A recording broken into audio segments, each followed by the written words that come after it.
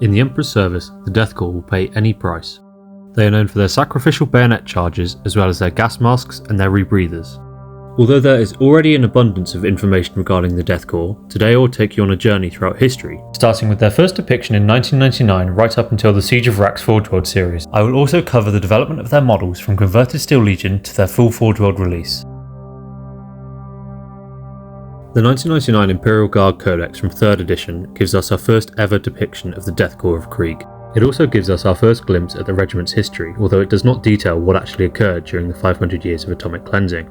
We can see how similar this image looks compared to the Death Corps of Krieg we know of today. Their next appearance was in the Codex Armageddon from the year 2000. They're shown as an alternative paint scheme to the Steel Legion miniatures. Their only mention within the Codex itself was that there was 5 regiments that fought on Armageddon during the war. Alongside the Codex, Games Workshop hosted a website displaying the force dispositions of the Third Armageddon War. Here is where we get our first description of the Krieg Civil War. The Autarch of the planet declared Krieg independent to the Imperium and renounced the Emperor as his divine master. Regiments raised on Krieg, commanded by Colonel Yerton of the 33rd, unleashed atomic cleansing upon the planet. This turned Krieg into a toxic, ash-polluted wasteland, and the scouring of the heretics would last for 500 years. Colonel Yerton's forces finally prevailed, however the survivors were forced to reside in underground bunkers or deep in the radioactive chem wastes due to the toxic wasteland above. As penance for their planet's heresy, each of the members of the Death Corps of Krieg embark on their own personal quest for absolution. They are constantly requesting transfers to the most lethal of war zones.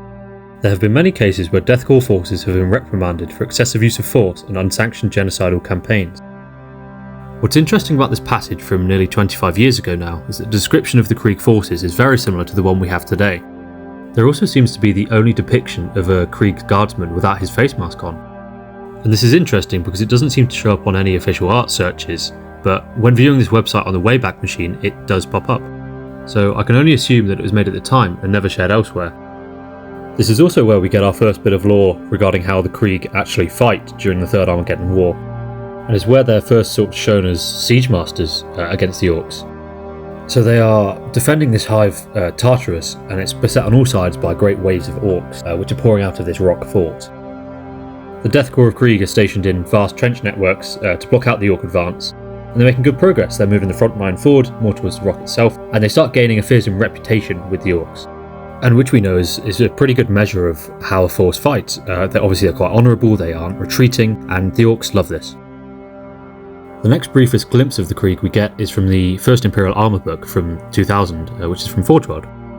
And straight away, inside the front cover, we get our first look at the Krieg with the Quatara Prime campaign with the Krieg Panzer Division. And in this first Imperial Armour book, we get a few nice details about the Krieg and this campaign, as well as some nice images of their armour. We get this piece of text on the 21st Krieg Panzer Division on Quatara Prime. And so the image is on the screen for you to read for yourself, but I think the main piece of information to draw from this is that the Krieg had very little numbers and yet dealt devastating casualties with relatively few troops. Throughout the book we get images of the Krieg armour, especially in this colour scheme on the Quatara Prime campaign. What's interesting about this Baneblade though is that the crew has nicknamed this tank the Emperor's Loyal Shield, which is showing that in their first depictions they're still pretty humanised. They aren't this unfeeling, unflinching fighting force.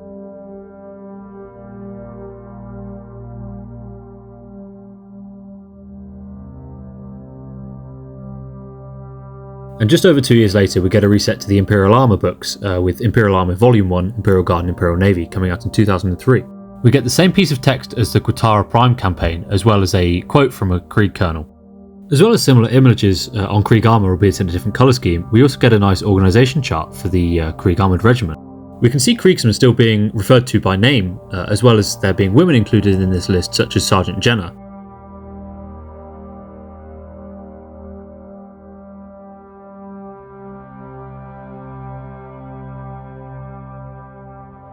At this time, Steel Legion miniatures are still being used to show Krieg Guardsmen.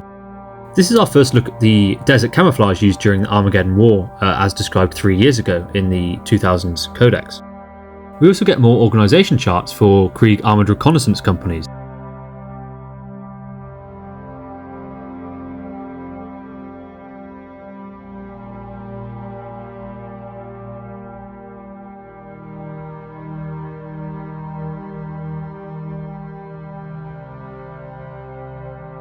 Their first novel appearance was in The Warriors of Ultramar from 2003. And I'm going to read a couple of little excerpts from the book, but it's really interesting to see how the Kriegsmen have been shown slightly differently, and we get some really interesting quotes. The first being where one of the Krieg guardsmen is talking to one of the local medics, and she's asking him if he's ever received instruction on how to prevent these kinds of injuries.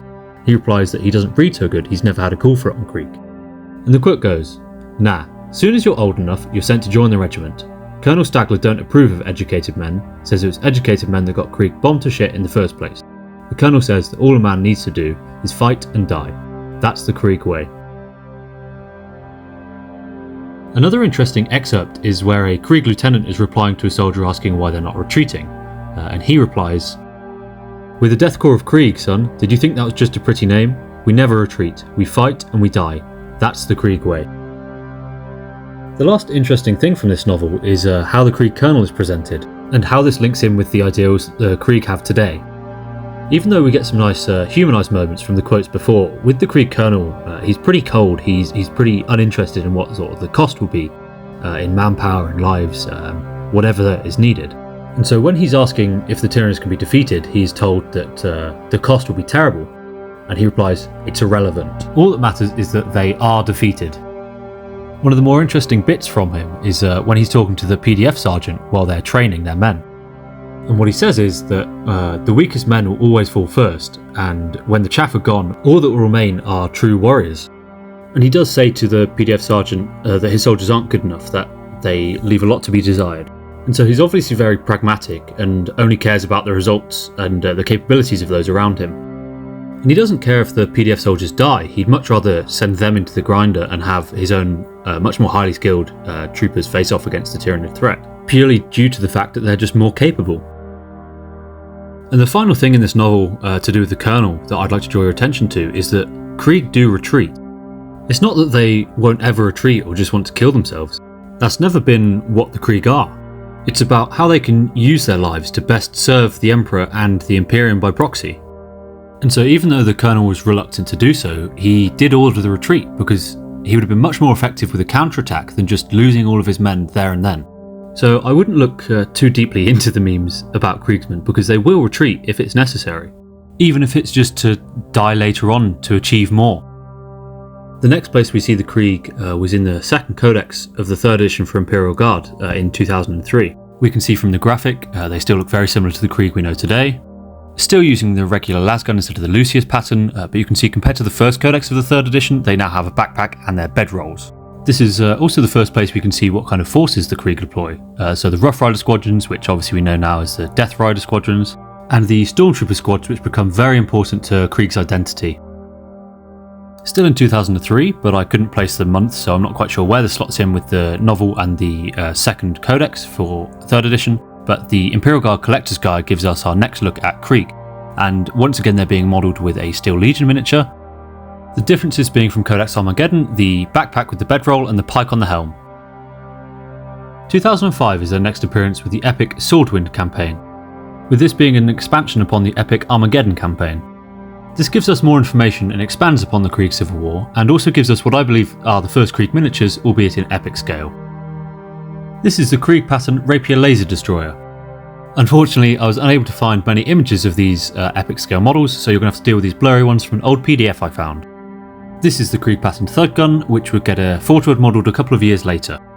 The next artillery piece is the Krieg pattern Goethe Dämmerung.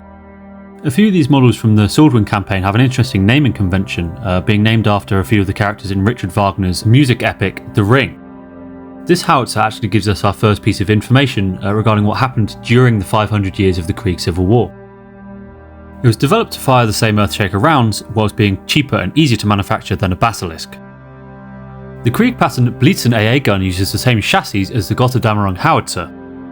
As the war progressed, both sides participated in massive bomber raids. This was developed to ease pressure on defending fighters. Although it lacks the firepower of a Hydra, it has a longer range and could also be used for anti-tank. The Brunhilde was a variant of the Landcrawler which was rediscovered by Aachen Land. This predates the Civil War as an agricultural vehicle, but it was used by the local PDF forces to move the artillery pieces. The Krieg pattern Siegfried light tank is another variant of the Landcrawler. It was produced in huge underground factory complexes on Krieg during the Civil War as a replacement for the Sentinel, which was unsuitable for the irradiated surface of Krieg due to its complex gyro-stabilised locomotive system. The most well known of all of these vehicles is the Ragnarok heavy tank, which was the largest of the vehicles developed on Krieg during its Civil War.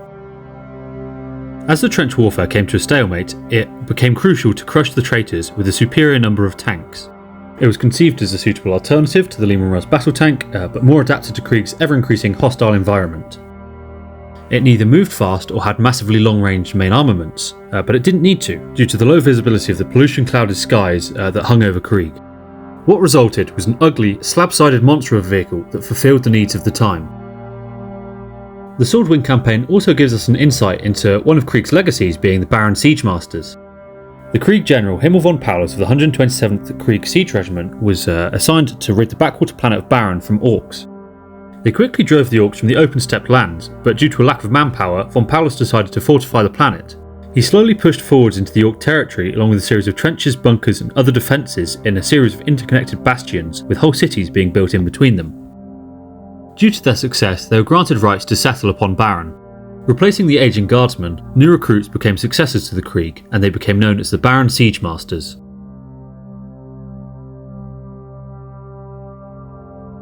"2006 is where we see our first release from Forgeworld in the Death Korps of Krieg line. I won't go into massive detail regarding every single model release, but I will go over the broader strokes, as well as a deep dive into the Death Riders with new information from their Sculptor. The first public preview to the Death Korps model range was the Forgeworld newsletter 151. It describes the Death Korps model range as resin candy. The main sculptors for the range were Simon Egan, Will Hayes and Mark Bedford, although in my own research I found that Daniel Cockersnell and Darren Parwood also took part in the sculpting of the range. Although the epic scale Krieg pattern models from epic Swordwind in 2005 could be argued as the first Krieg models, their first actual release from Forgeworld was the Infantry Squad Advancing. I believe it was Simon who sculpted most of the infantry throughout the range. The next few newsletters would focus on the Krieg releases for the upcoming 2006 Games Day, with the Gorgon transport being shown off designed by Darren Parwood, as well as a couple of heavy weapon teams. Will Hayes designed most of the artillery with the Thug Gun and the Earthshaker carriage, and Darren Parwood designed the infantry at ease.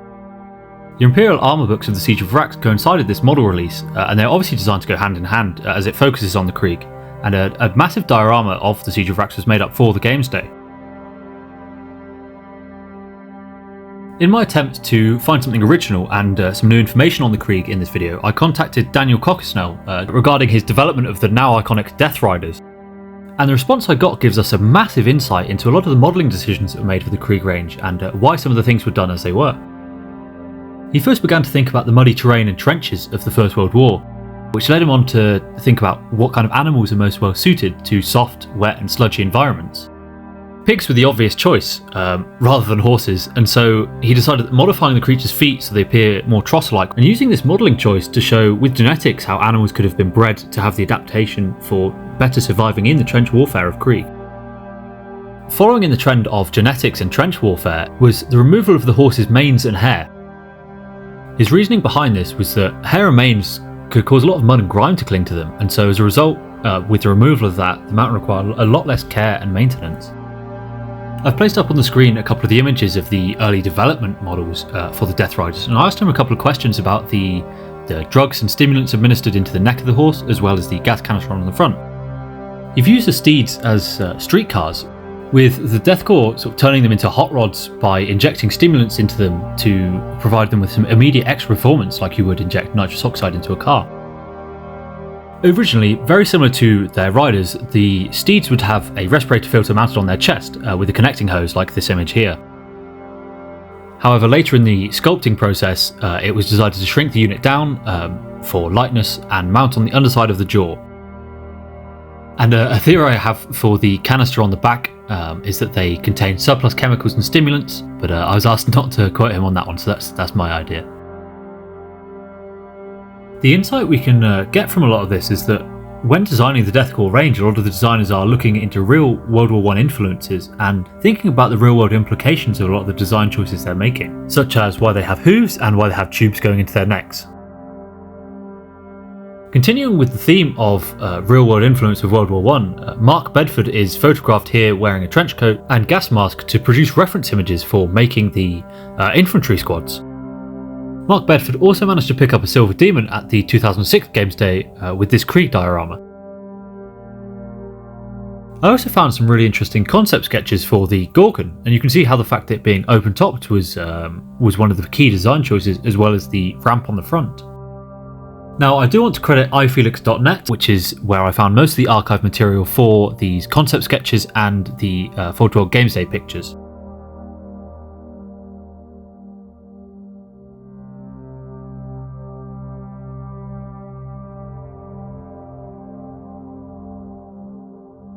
Although brief, we have covered the development of the Krieg lore and ethos, from their small excerpt amongst a sea of regiments to a much more storied expansion. Through the imperial armour books and the epic campaigns, we have seen how the early Krieg's men and women started off as stoic and unflinching in the face of death, although in this time they still retained a lot of personality and individuality that were present in other Guard regiments.